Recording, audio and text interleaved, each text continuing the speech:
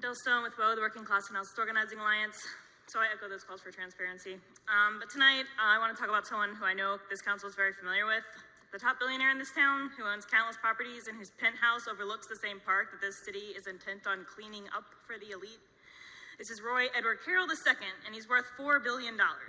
He owns and operates Carroll companies, Carroll Farm Operations, Carroll Hornaday Road Investments, CIP Construction, Carroll Industrial Development, Alaris Homes, Be Safe Storage, RE Carroll Management, Carroll Hospitality, the Carroll Family Foundation, Snap Publications, aka the Rhino Times, among others.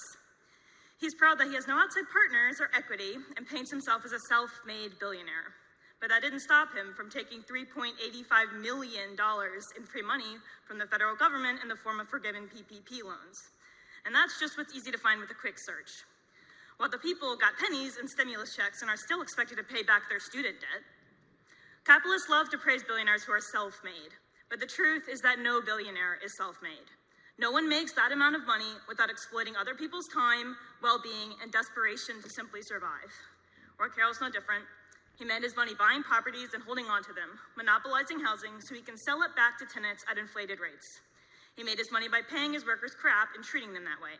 He made his money buying off politicians so they'd give him kickbacks for his development projects.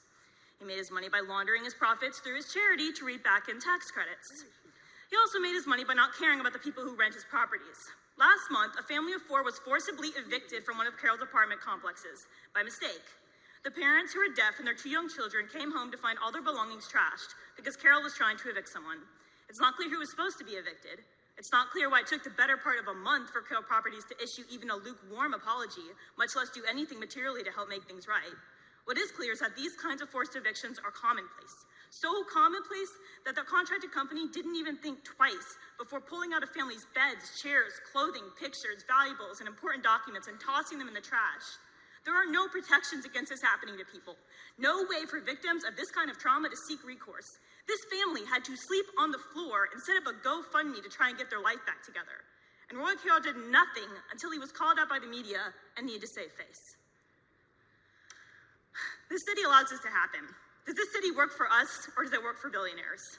The answer is painfully obvious. Those in power do not care about us, the kinds of people who are vulnerable to evictions and abuse. Why would they? Roy Carroll funnels thousands of dollars into the campaigns of politicians, including Zach Matheny. Roy Carroll cuts their checks. Roy Carroll and rich landlords like him are the ones our representatives are here to serve.